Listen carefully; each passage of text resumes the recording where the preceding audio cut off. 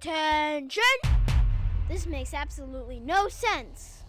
Ladies and gentlemen, this is Zander's Facts.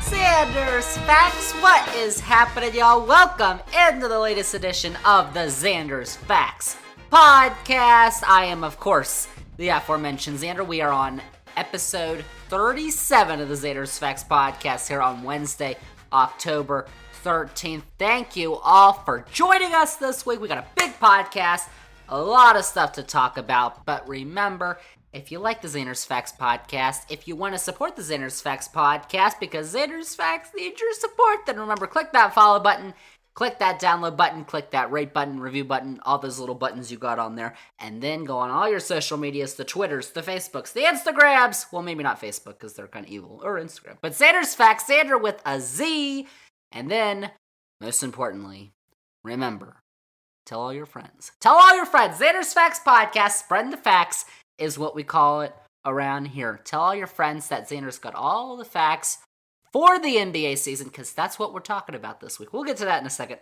But also, if you haven't listened to any of our past episodes, you might want to go do that, because last week, you all got mad at me and said, Zander, you're crazy, you're talking politics. We're not doing any politics this week. We're doing all sports. Ugh. We're leaving politics in the rearview mirror for now. And also, Sports Zander's Facts podcast, the new Linktree website. If you don't know what Linktree is, I discussed it a few episodes ago, so go back and listen, but click the Linktree link. That's where all the Zander's Facts links for all the supporting of the podcast that you need, it's on there. Click it on the episode's description. So, as I said, it's a sports week on the Zander's Facts podcast. And next week's going to be a sports week too, because we are talking basketball. Uh-oh. Basketball? What are you talking about? It's football season. It's October. Well, the NBA is starting up in a week, in less than a week, on Tuesday of next week. So less than 7 days from when this podcast comes out.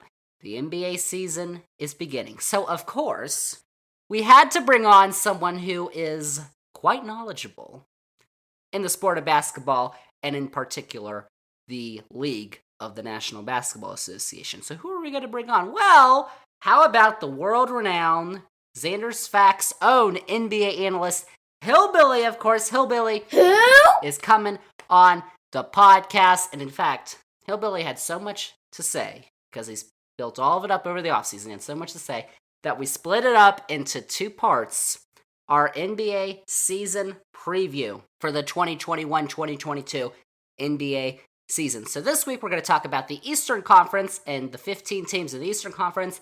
Next week we're going to talk about the Western Conference, and next week we're going to have our season predictions for who's going to win the two conferences and who's going to win the NBA Finals. You won't want to miss it next week, but you also won't want to miss it this week. So here we go. We've got Hillbilly, and I have to say, before we start, we did this last night on Zoom, which means a couple things. The audio wasn't that great, so bear with us here, because I don't know why it sounded weird, but it did sound weird, so that's not good.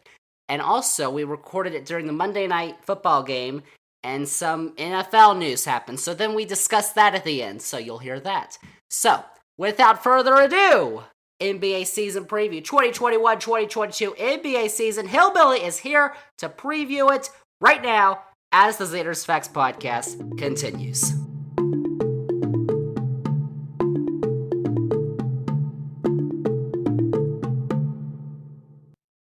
Zander's Facts. Welcome back to Zander's Facts podcast. I am here with the world-renowned Zander's Facts NBA analyst. Hillbilly is back on the podcast. Hillbilly, how are you? I'm fantastic. I bet you are, because the NBA is about to start a week from where we are right now. We've got Tuesday, October 19th. Next week is when the NBA season tips off, and Hillbilly is here to preview it with us. We're going to talk about all 30 teams, and of course, we're going to get you our season predictions. So let's start in the Eastern Conference, because last season, the champion came from the Eastern Conference. The Milwaukee Bucks won. They swept the Heat in the first round. They beat the Nets in 7 games, I believe, in the second round. They beat the Hawks in the conference finals, and they beat the Suns in the finals for their first championship since 1971. But the East is open again. There's a bunch of good teams, but there's a lot of questions for a bunch of teams at the top too. So let's start. We're going to do both conferences, but we're going to start with the East. So we're going to go in reverse order of what the standings were last season. So last season, the worst team in the East were the Detroit Pistons. They went 20-52. Of course, they missed the playoffs, but Hillbilly, they got the first pick of the draft and they picked Cade Cunningham. So what are you thinking about this Pistons team this year? Well, I think they're going to be a good example of a team that's not going to be very good, but if you have NBA League Pass, you are going to watch them every once in a while because everyone's got to be curious to see just how good Cade Cunningham is. You know, those first several draft picks this year were all supposed to be so good. You know, it's supposed to be just a real like 4 or 5 franchise level players. And even with them being that good, Cade Cunningham was pretty much the clear number one. You know, I think there was a little bit of talk about Jalen Green, but not really. I mean, I think it was pretty much understood that it was going to be Cade Cunningham. So if he is that much better than those guys and they were supposed to be great, it's interesting to see. And Detroit does have some good pieces on their team. So it'll be interesting to see how they do. Probably won't finish last in the East. I'll say that, though, because we've got other teams like the Magic. Sick burn. Who finished 1 spot above the Pistons. They won 1 more game last year. They got Jalen Suggs with the 5th pick. I don't know. Can they put it together, Hillbilly? They've got some nice pieces, but I don't know. I'll post that question to you. I guess it depends on what they're trying to put together. If they're trying to put together a playoff team, no, they can't. They're not. I don't think they're going to be very good. They didn't add very much. We'll see about Jalen Suggs.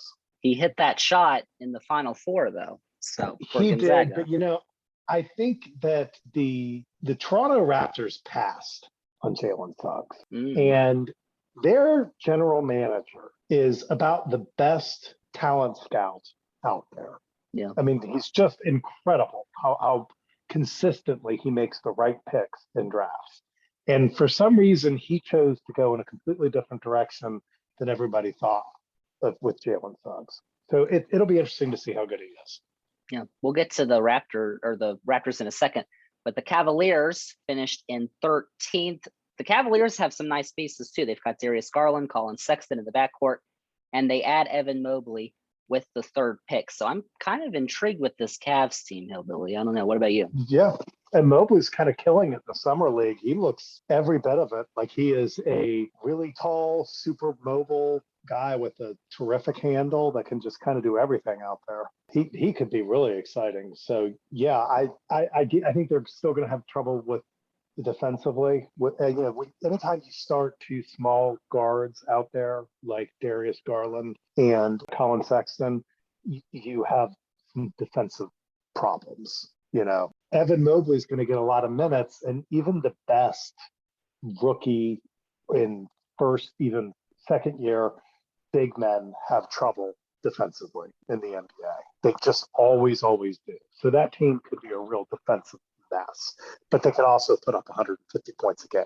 And then we were talking about the Raptors. So that 4th pick, they took Scotty Barnes out of Florida State, but they lost one of their best players, Kyle Lowry. He went over to Miami. They got Goran Dragic, but they returned to Canada after they played all last season in Florida.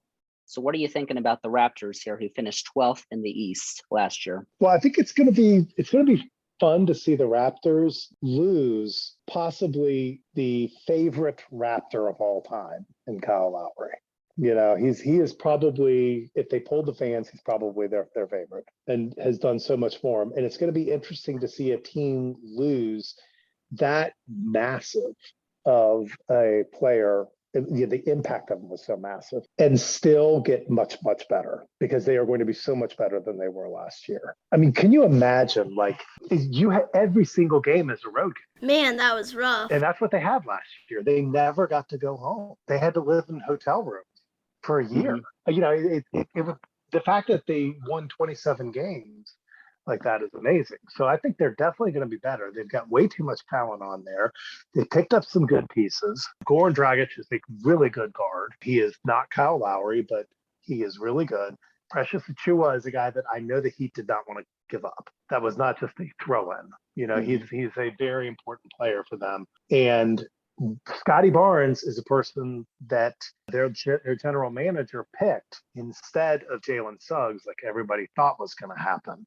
And so we'll see if he really is like that great. And if he is, and he had a steal there, the Raptors could be really good again really quick. How about that? We'll see. And now 11th in the East, the Bulls, another team I'm kind of like, they made some interesting pieces. They got Lonzo Ball, Alex Caruso, and DeMar DeRozan in the offseason. So they made some notable moves, but how far do you think they could go in the East, Hillbilly, the Chicago Bulls? I don't know. It's going to be interesting because we thought they would take a big jump last year because they also made a bunch of additions last year, and they didn't. They didn't really get much better at all. So it's going to be kind of interesting. They've really doubled down on it, though, and they've brought in some really good players. I mean, Lonzo Ball has turned himself into a really good point guard. He shoots the three well. He's very good defensively, great team-minded mentality. He's a really good guard. And DeMar DeRozan is still a guy that can go up and get you a bucket, when you need it. When your half-court offense breaks down and you need somebody to just go get a bucket, he can definitely still do that. So I think that the Bulls I think this is the year they kind of put it together. I think the idea of having Zach LaVine with Lonzo Ball and DeMar DeRozan and Vucevic, you've just got four guys that are just really, really good offensive players. I think they're going to be really good. So those are all the teams that missed the playoffs in the East, but now we're getting into some play-in teams, the play-in tournament. So 10th last year were the Hornets, who they've got some good pieces. Gordon Hayward, LaMelo Ball, Miles Bridges. I mean, they were fun to watch last year. Could they take that next step and get out of the play-in this year, Hillbilly? Well, I think they definitely can. It's just that there's so much competition in the East, especially, when you think about the artificial way that the Raptors got out of the playoffs. They are a playoff team. The Bulls are probably going to be a playoff team, which means that even a team as good as the Hornets and even as young as they were, and how you think that they should be progressing and getting better, it's going to be really difficult. The East is so much better than it was just a couple of years ago. But I think the big question is, if Gordon Hayward can stay healthy, which he has had problems with ever since Boston, is LaMelo Ball going to do what most people think he's going to do, which is just go from a crazy good rookie to just one of the best players in the NBA. Supposedly, he's been raining down threes in preseason. So, now they have a bunch of really good players on there. I think they're going to have a good year. It's going to be tough because of all the other good teams. And another team I think it's going to be tough for are the Pacers, who finished in 9th. They get a new head coach. They fired Nate Jorgen. They hire Rick Carlisle from Dallas. They disappointed last year. They were predicted to be a playoff team, but they finished 9th and they lost in the play-in tournament. So do you think that Rick Carlisle, who had success with the Mavericks, won a championship with them, do you think he can bring new life to a team that disappointed last season? I don't think he can do it this year. Too bad. I think eventually he's a really good hire for them as a coach, but they had some health problems last year, but they also just kind of have some lineup problems that they still have. When you have those two bigs in there that they do, when you're playing them both together, that it's tough. And I don't think they figured it out last year, and they didn't really add anybody. It's going to be hard, I think, to see them competing with teams like Chicago to even get into the play-in. And a team that won in the play-in, they finished 8th in the East, are the Wizards, and they made the playoffs. They lost the first round. They're the 76ers, but they got rid of their coach, Scott Brooks. They hired Wes Unseld Jr., who is the son of Wizards great, or Bullets, I guess, at the time, Wes Unseld. And they made a big trade. They got rid of Westbrook in the offseason. They got Montrezl Harrell, Kyle Kuzma, Kentavious Caldwell-Pope. Spencer Dinwiddie came over from Brooklyn. Bradley Beal's still there, but we don't know if that's going to last. So I don't know. What are you thinking about the Wizards this season? I don't know. It's hard for me to see them competing as well. I think Bradley Beal is what he is, which he's a great offensive player. He's never going to be a really good defensive player at this point. I don't think that's going to happen. which I think kind of limits where they're going to go when he is by far their best player. Whereas last year, you could kind of stagger him with Westbrook. I don't know who is going to do that for them this year when I look at that roster. There really isn't another big star on there that can help them.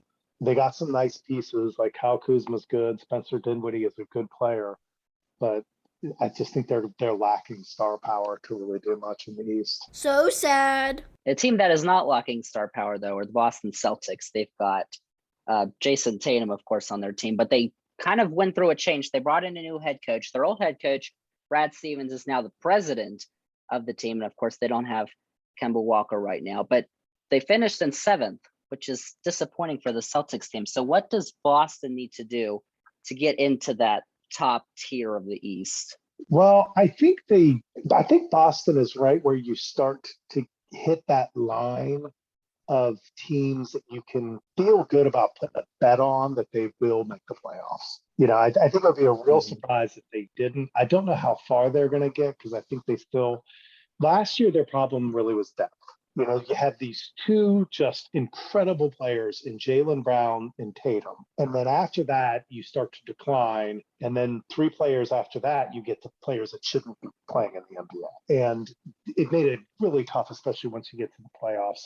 But, Jaylen Brown and Jason Tatum are both really young. They both should be better. As sad as it is to say, because I love Kemba Walker, I think Dennis Schroeder is an improvement because I think Kemba was broken last year. And it really just it hurt the Celtics so much because I think they really wanted him to work out so much. I mean, he was the antithesis of Kyrie Irving. He was totally team oriented, the nicest guy in the world, super hard working, and it just didn't work. I think that moving on from that should solidify them as probably a mid-tier playoff team. So those are all the teams that were in the play-in, the 4 teams. Now let's get to the teams who did not have to go to the play-in to the playoffs. And 6th in the East were the Heat of Miami, but they got swept in the first round to the eventual champion, Milwaukee Bucks. So that's okay. But they brought in Kyle Lowry from Toronto. So that's kind of their new big 3. They did lose Goran Dragic, though. So I don't know. What are you thinking here with Miami adding Lowry to Butler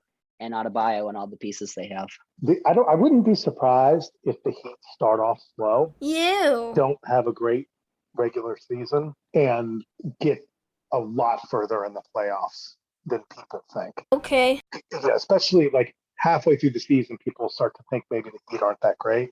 But I think that when Kyle Lowry really finds he's such a smart basketball player, he will figure out exactly what he needs to do to help them. He's perfect for that quote Heat culture, and he's so underrated. Nobody takes as many charged fouls as Kyle Lowry. He's so good defensively for somebody that size. It's just incredible to watch him. I don't see the drop off coming for the other players. You got to imagine that they're probably generally going to be getting better. So I think the Heat are going to be a solid playoff contender. Well, I hope so. But a team that was a solid playoff competitor last year that we didn't think was going to be were the Hawks, who finished 5th. They fired their coach midway through the season. Nate McMillan becomes their interim head coach, and they totally turn it around. They go to the Eastern Conference Finals, and they lose to the Bucks. They took a huge step last year. So what are they going to do this year to respond to that? And I forget, did McMillan win Coach of the Year? No, it was Thibodeau. It was Thibodeau. That's right. Yeah. You said it was going to be McMillan, but I was like, no, it's going to be. I said that it should be, and I was very right. Well, okay. I mean, I think we saw what happened in the playoffs. Yeah. When the Hawks went and owned Madison Square Garden. What? The Hawks are one of the reasons why the East is so good again, because that team is going to be great. Trae Young's only going to get better. They have cornered the market on big athletic wings that are good at basketball. They have so many on that team, and they just drafted another one that is going to be an absolute steal. But you start with guys that weren't even playing last year in the playoffs, like DeAndre Hunter and Cam Reddish. They weren't even playing in the playoffs. They are extremely valuable players in the modern NBA. They're big, athletic, defensive-minded wings that can hit the 3. And now they added another one in Jalen Johnson. Jalen Johnson, who they got with the 20th overall pick, Everybody hates him because he flaked out on Duke. You hate to see it. And that's what happened to him. He stopped playing. And so you have this guy that was like a top 5 recruit of with the, aforementioned super talent at the front of this recruiting class. Jalen Johnson was in that group. He was supposed to be just fantastic. He goes to Duke. He does not fit in that well, and then he quits on them. And all of a sudden, he falls all the way to 20th because of that. He was killing it in the summer league. He's just this big 6'8" guy that can just do everything on the court. You add him into that group that the Hawks have. I mean, you look at how deep they are. They've got like 12 guys that can play basketball on there. And some of the problems that they had last year, like they would have to put Lou Williams in for a while. Lou Williams can be a defensive liability. Instead, they get DeLon Wright in there, who can do everything. And so you can really only spot Lou Williams in there when you can take care of the defensive problems. It's little things like that I think are going to help them a ton. They're going to be really tough. And the team they faced in the first round of the playoffs were the New York Knicks, who finished above them in the Eastern Conference regular season in 4th. They did really well in the regular season. They didn't get it done in the playoffs, though. But Tom Thibodeau was the head coach of the year, as we said. Is he finally building a winning culture in New York, Hillbilly? Yeah, I mean, I like the way that they're doing it because, New York should attract big-time free agents by itself. It's just that they've been so bad for so long that it really hurts. But, as long as you can just get them to respectability and in the playoffs, you got to think that big free agents are eventually going to come. I don't think Thibodeau's ever going to win a championship. I mean, last year when we talked about it, what I said in one of our earlier podcasts is exactly what happened. He ran the team into the ground, which he always does. He plays his stars huge minutes. Everybody has to play super hard both ways. And it just grinds the players into the ground. And come the playoffs, they could not stand up to Atlanta because they just didn't have it left in them. So I think that the Knicks are a team that I wouldn't be surprised if they were in the play-in. True. And so now let's get into the top 3 in the East. I mean, these 3 were really interchangeable in the regular season, but third were the NBA champion Milwaukee Bucks, who of course you and I both picked before the playoffs to win the finals. So, I mean, there you go. Another fact. What do the Bucks have to do this season to have a chance at repeating against the Nets and the Sixers and the Hawks and all them at the top of the East? Well, I mean, I think it's pretty easy. They just have to make sure that the other teams suffer the same number of injuries that they did, and then they'll be right back in there. But I think that the Bucks are better than they were last year. I don't think they really had PJ Tucker is the name that people know that they lost. PJ Tucker I don't know if he scored a single point in the last series. I mean, he was not scoring at all. Yeah. And, they put him in for the defense. As I remember it, Kevin Durant absolutely shredded. And I know Kevin Durant is going to shred everybody. Yeah. But I mean, if you've got the guy in there, he can't play offense and all he's doing is playing defense and he can't even really do that. I think that I'd rather have somebody like Rodney Hood, who they picked up. I think Grayson Allen's a good guard. I think Memphis just had a surplus of good guards. That's why they let Grayson Allen go. So I think they're actually going to be a little bit better this year. And I think Giannis is just going to continue to improve. But, they're going to have that confidence from winning a championship. I could see Chris Middleton really develop into a completely different level player now, that he has that kind of confidence going. So, yeah, I honestly think at this point that the Bucks are going to repeat. Whoa. Well, we're gonna get to season predictions, so hold on. But the Bucks, they don't have questions for one of their star players like the top 2 teams in the East do, like the Nets, because we don't know what's going on with Kyrie right now because he won't get the vaccine. He's kind of being a little dumb about that. You dummy. So we don't know if he's going to be playing for half their games.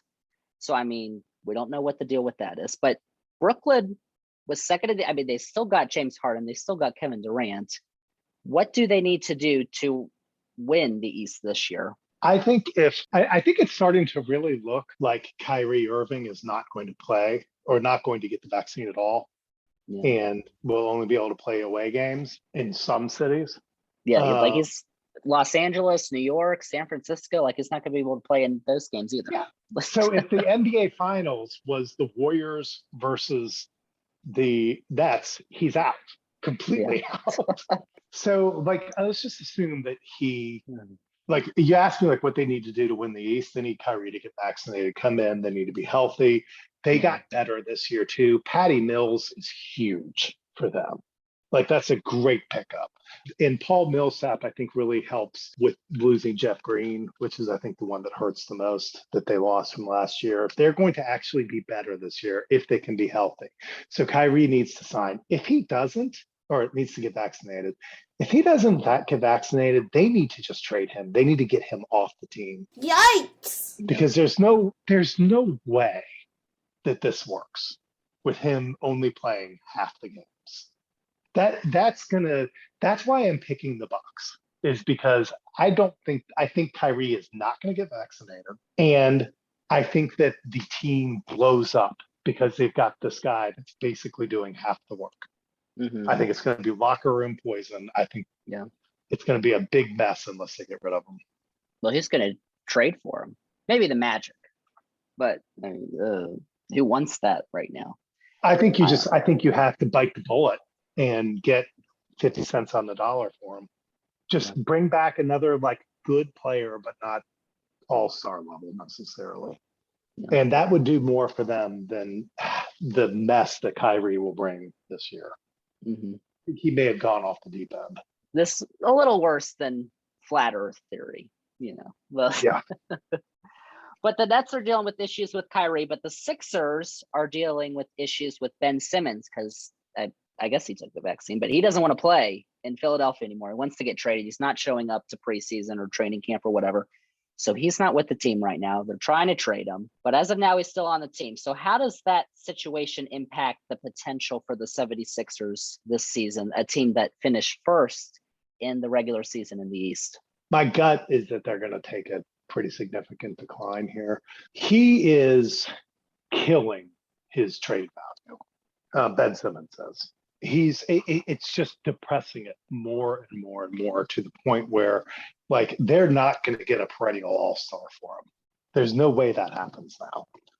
I mean, they're going to have to get the kind of player that makes a couple all-stars during their career, you know, and that's if they're lucky. And I think the market's only going to get worse.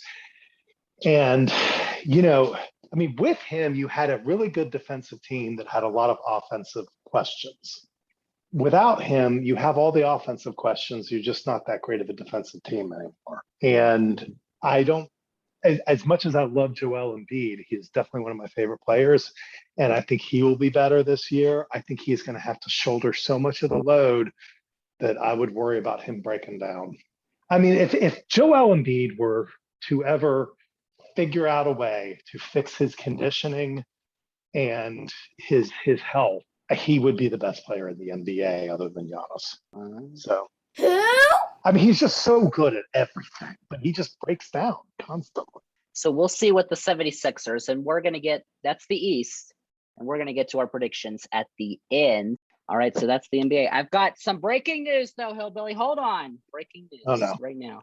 It's not NBA, it's NFL. Jon Gruden has resigned as the Las Vegas Raiders head coach. Apparently there were some more emails where he said some bad stuff. Yeah, that's I wanted to give him the benefit of the doubt on the Mitchell and Tyre thing, but it just seemed like a bunch of bull. Apparently that was not a one-off. He had more stuff. Yeah, so. and if he was really making the stereotypical African-American joke about lips, he's a jack that needs to go away. I thought Urban Meyer would go first, but apparently Jon Gruden. He's next. And now what I'm interested in is this DEA investigation into the Washington football team's trainers. And if they were just running a pill mill out of that. And I just kind of hope maybe this would be what it takes to get Dan Snyder to a forced sale. Yeah. But now we're getting into NFL. But I mean, that's just their defense. I don't know what the deal with that is this year, but they were supposed to be so good and they're terrible. They're one of the worst in the NFL. Yeah. It's really, really difficult to watch. We could do a whole NFL podcast, but that's what we've got this week. NBA season preview. Hillbilly back with us. Hillbilly, thanks for coming on the podcast. Thank you very much for having me. Zander's Facts. Zander's Facts Podcast. Welcome back, and thanks again to Hillbilly for coming on the podcast, and he's going to be back next week. We had a ton to talk about in the NBA, so we got stuff to talk about next week, too, the Western Conference and our season predictions. But, of course, at the end, we mentioned the NFL, and yeah, while we were recording that on Monday night, it was during the Monday Night Football game, and while we were recording it, I got the notification that Jon Gruden was fired, so I had to get Hillbilly's reaction, so there you go. We'll talk about that more when we get into our football picks, but some updates for the NBA since we recorded that. The Nets, Kyrie Irving, of course, that big issue for the Nets. The Nets announced on Tuesday that Irving will not be able to practice with the team or play in any games until he receives the COVID vaccine, home and away games. So they put their foot down. What the heck does this mean? We'll see if Kyrie's stupid enough to say, oh, I'm not going to vaccine. We'll see. And then for the 76ers, their star guard, Ben Simmons, has returned to Philadelphia and is expected to rejoin the Sixers. So we'll see if that means a trade is imminent or if he's actually going to join the team a week out from the season starting. So we'll see about that. That's some significant things happening right now at the top of the East. So that's the Eastern Conference in the NBA. And next week, of course, Western Conference and season predictions in the NBA. But let's get to our football picks. And we talked NFL at the end of that with Hillbilly. So let's start with the National Football League. Let's start on the field. We'll talk about the off-the-field issues. Let's start on the field because it was a Thursday night game that was consequential for the Seahawks. They lost the game to the Rams, and they lost their quarterback, Russell Wilson, after he suffered an injury to a finger on his throwing hand. So he may be out 6 to 8 weeks, apparently. That's the timeline, which is not good for Seattle. And then on Sunday, in the first London game of the season, the Falcons were able to beat the Jets over across the pond in London. Terrible. And then on Sunday afternoon, the Packers were able to win in Cincinnati after there were a ton of missed field goals at the end of the game. But Green Bay won on a field goal in overtime. The Vikings also survived the Lions on a last-second field goal. The Eagles came back to beat the Panthers, and the Patriots got a close win over the Texans in Houston, while the Chargers were able to beat the Browns in a thrilling game in Los Angeles. There were also a couple easy wins for some teams, like New Orleans over the Washington football team, Dallas over the Giants. The Giants lost their quarterback and their star running back in that game. The Titans over the Jaguars, the Bucks over the Dolphins, and the Bears beat the Raiders. Plus, the Steelers were able to beat the Broncos despite losing wide receiver Juju Smith-Schuster for the season. He's going to be busy on TikTok. Oops. And the Cardinals held on to beat the 49ers and remain perfect. And then on Sunday night, in the Sunday night game that featured an hour-long halftime due to lightning delay, didn't matter for the Bills because they dominated the Chiefs 38-20, and they looked like one of the top teams in the league. They looked really good. And then Monday night, the Ravens had to come back. They scored 22 unanswered points at the end of the game to beat the Colts in overtime 31-25. And last week on my picks, I went 12-4, which is pretty good. 75%. That's the Patriots, Vikings, Packers, Chargers, Cardinals, Ravens. Those were some good picks. Of course, I did pick the Raiders, the Chiefs, the Panthers, and the Washington football team, which I will... we said that. They're terrible! It's all true. So that bumps the yearly record up to 54-26. That's 67.5% of games right. So that's pretty good. But that's on the field. Let's talk about what's going on off the field. First, the Jaguars. I think I mentioned this last week. Their head coach, Urban Meyer, was caught on camera last week grinding up on some young ladies at a bar while his wife was at home watching their grandchildren. And his subsequent apologies have not made things much better. And the reports are that his team does not respect him at all. So things could get ugly in Jacksonville. I thought he was going to be the first coach fired this season. Apparently not. It was Jon Gruden of the Raiders. That's the other story. He resigned on Monday night after the New York Times released additional emails that Gruden had sent dating back to 2010 and sooner while he was an ESPN analyst. In the emails, Gruden used homophobic and misogynistic terms towards the NFL commissioner, the director of the NFL Players Association, and Joe Biden at the time, who was vice president for some reason. I don't know why. And, well, because he's a Trumpy, which is terrible. And then Disgusting! the messages were found by the NFL during an investigation into the Washington football team, which just makes this even greater.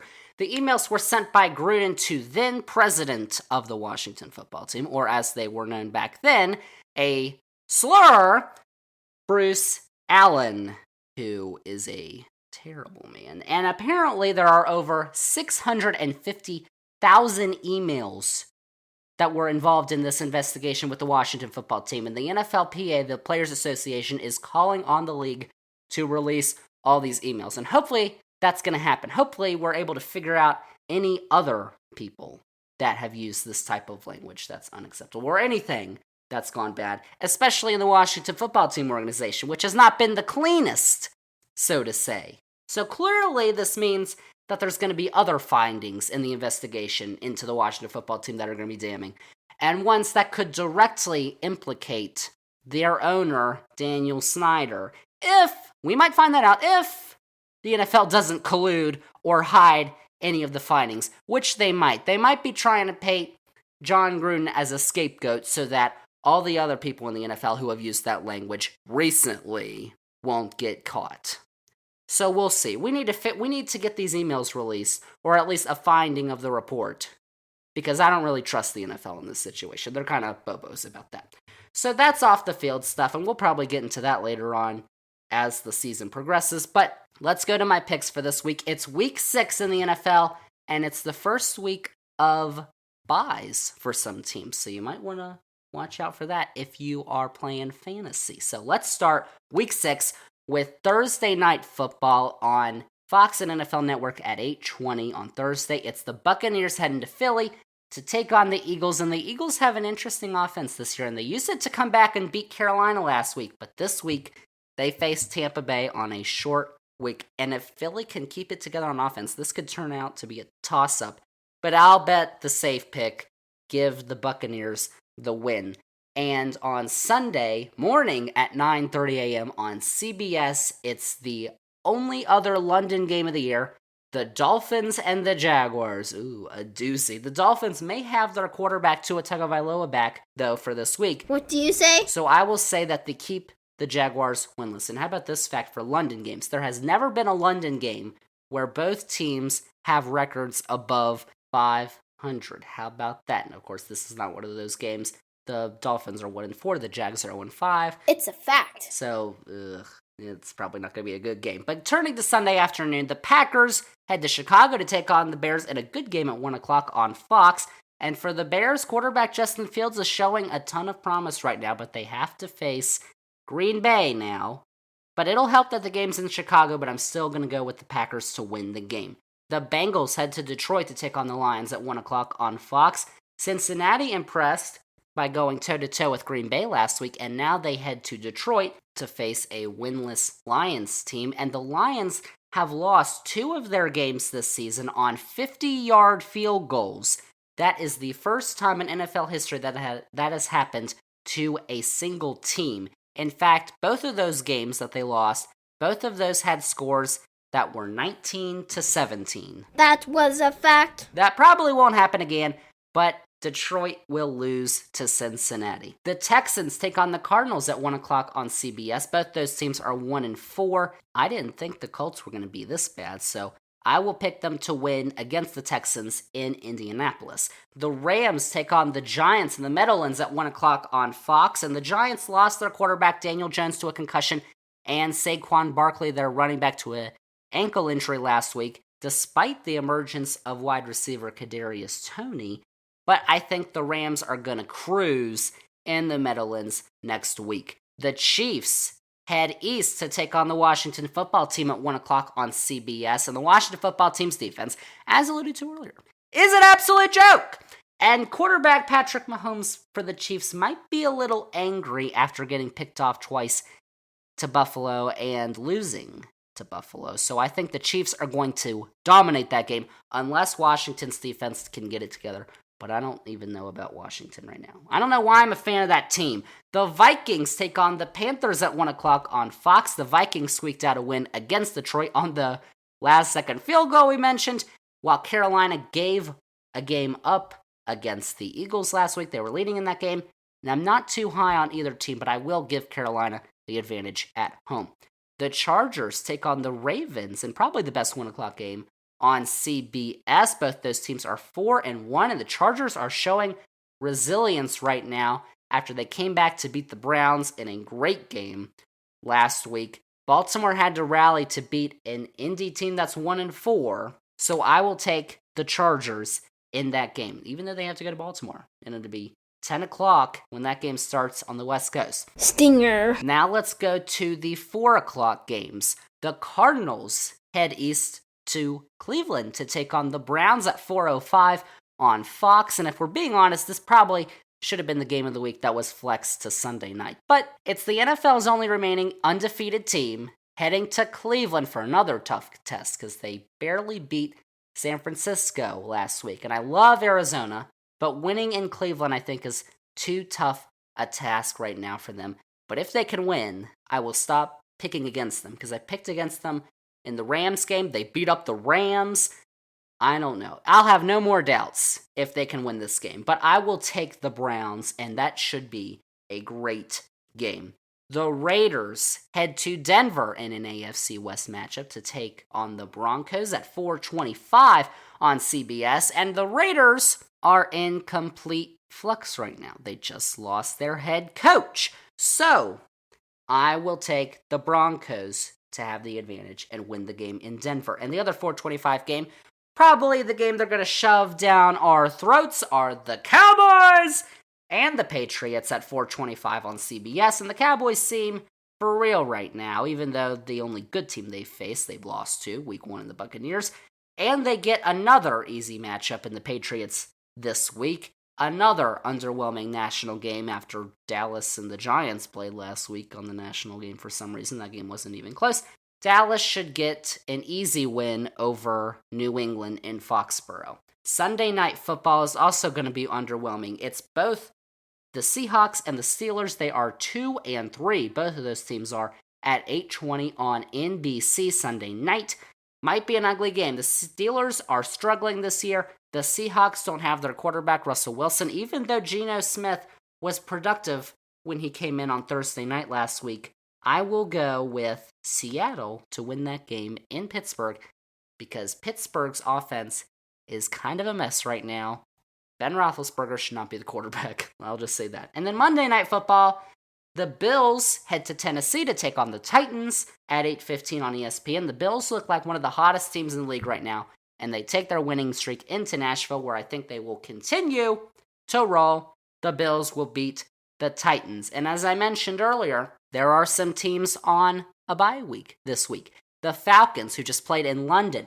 The Saints, the Jets, who just played in London, and the 49ers. Deal with it. Those 4 teams do not play this week. So that is the NFL this week. Those are my picks.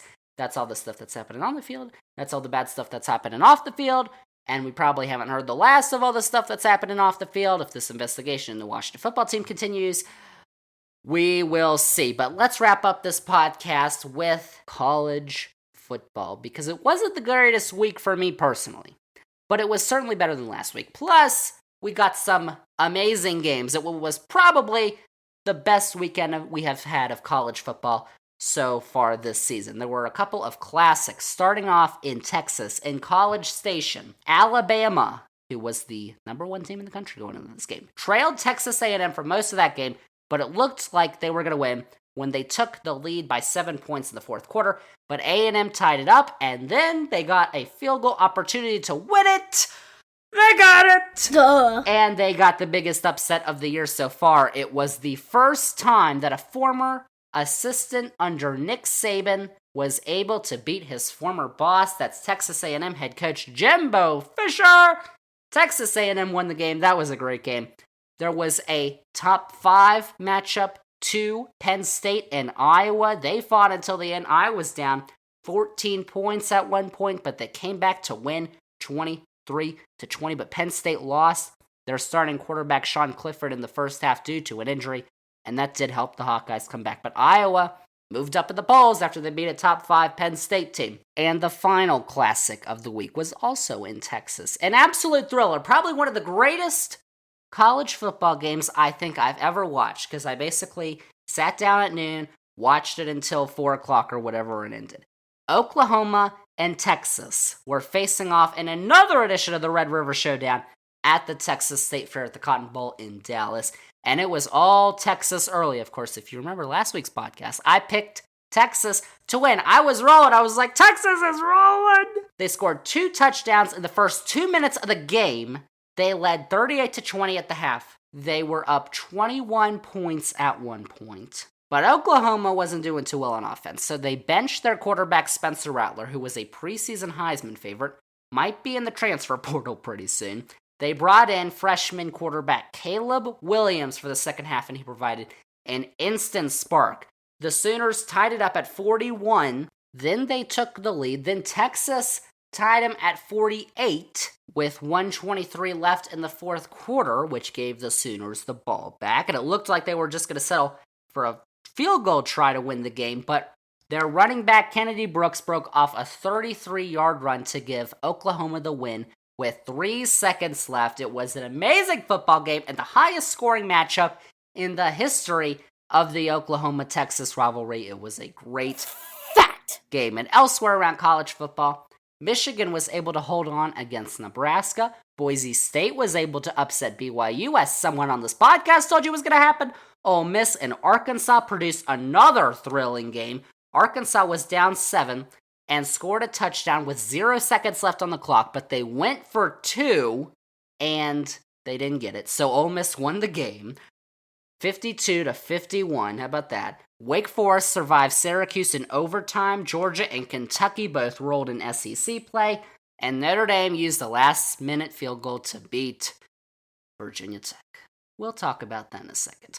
But last week, Zander went 14-4 on his picks. That's pretty good. Georgia, Iowa, Michigan, Boise State, Ole Miss, Wake Forest, Kentucky. Those were some good picks. Of course, I did pick Alabama. I did pick Texas. I picked Rutgers to beat Michigan State for some reason. And of course, I picked Virginia Tech. I don't know why I did that. But that's 77.77% of games this week that I got right. That bumps up the early record to 90-32 with a 73.8% winning percentage. That's better than the pros. So that was week 6. Now let's go over to week 7 in college football. And let's start with the number 1 team in the country. The new number 1 team in the country. The Georgia Bulldogs, who welcome an undefeated Kentucky team to Athens in the game of the week and the site of this week's College Game Day. That game is 3:30 on CBS.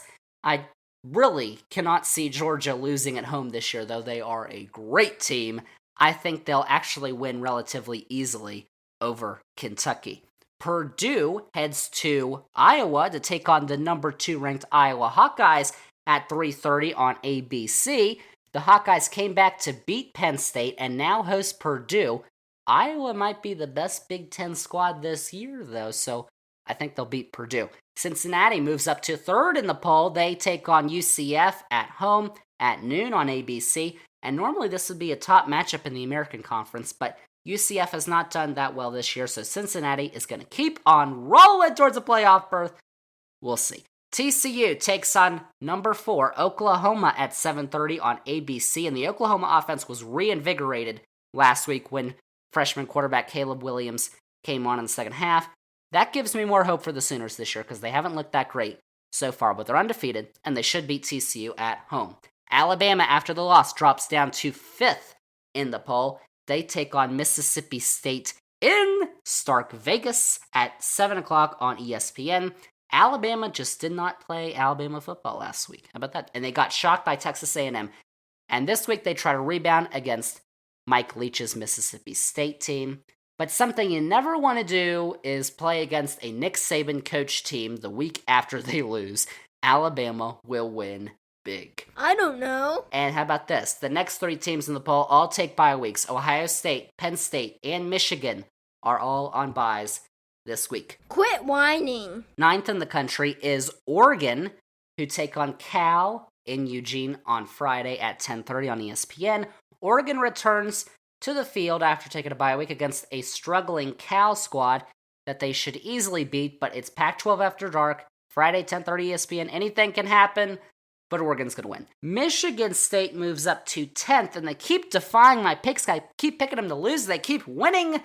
They take on Indiana at noon on FS1 in Bloomington, but I will take Michigan State to beat an underwhelming Indiana team this year.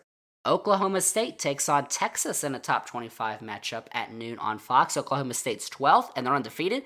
Texas drops down to 25th. And Texas, they did look really solid last week, but they just couldn't hold Oklahoma's offense in the second half.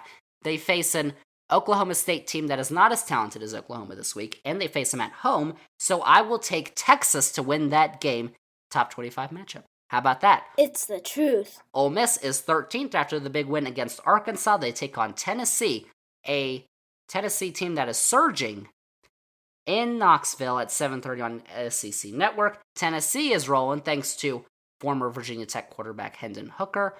This is going to be a sneaky good game, but I think Ole Miss survives in Knoxville. And Notre Dame is still 14th after they beat Virginia Tech last week. They take a bye week this week. Of course, the Hokies are not ranked, but I do have to say they are terrible, and they need to do something. Because, coaching-wise, I will say that. I'm not going to go out and bluntly say it.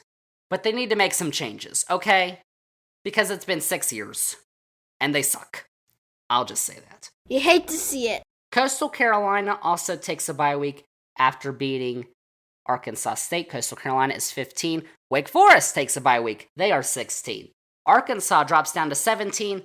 They play Auburn in Arkansas at noon on CBS, and Arkansas held toe-to-toe, literally, with Ole Miss last week, and they face an Auburn team that just got walloped by Georgia. I'll take Arkansas. Woo, Pig Suey!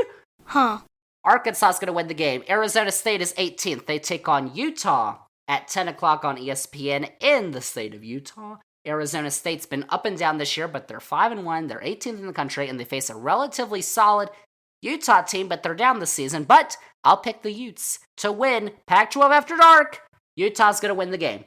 BYU drops down to 19 after they got upset by Boise State at home. As Zander predicted, you should have laid the money. Baylor is the team they take on in Waco at 3:30 on ESPN.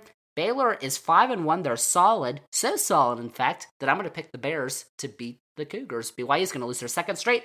Baylor's going to win and probably jump back into the poll. Florida is 20th. They take on LSU at noon on ESPN, and LSU does not look with it this year. And Orgeron, sorry, you might go away. They host Florida this week, a game in which the Gators are going to win. Texas A&M is back at the poll at 21. They head to Columbia, Missouri to take on Mizzou at noon on the SEC Network. A&M had the largest upset of the year after their Alabama win, and this week they head to Missouri. And the Aggies are going to be riding high, and they're probably spending all week celebrating, which is going to set up the perfect upset bid for Missouri. The Tigers of Missouri are going to win the game. NC State is 22nd. They head up north to Boston College at 7:30 on the ACC network.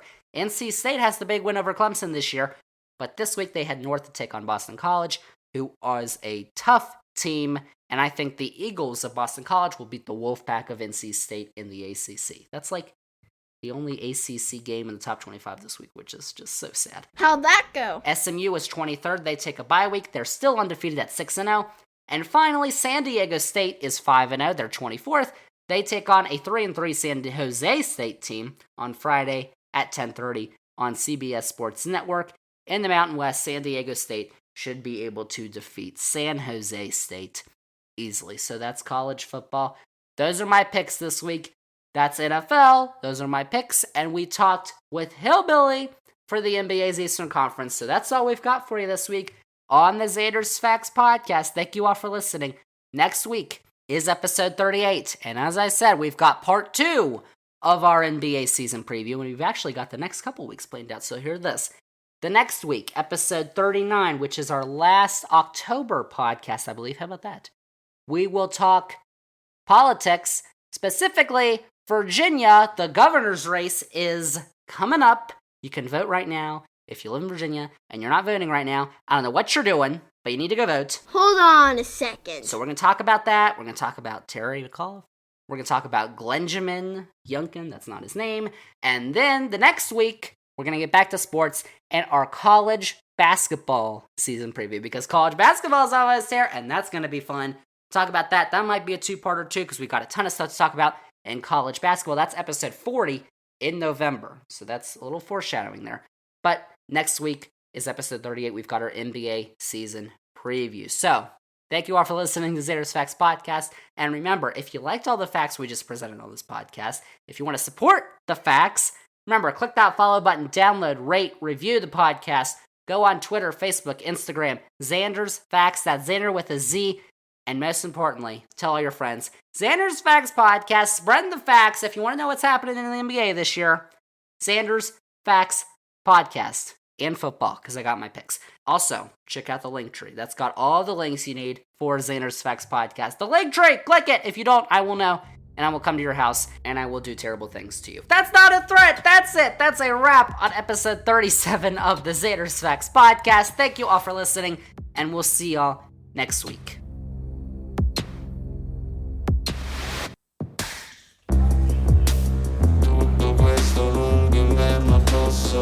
Per scoprire che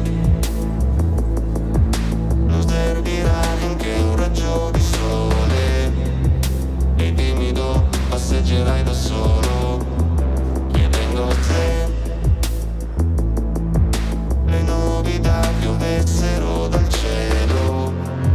Staremo tutti ad aspettare che capiti qualcosa o che qualcuno si accorga di noi, per poi morire un'altra volta ancora, per poi morire un'altra volta ancora.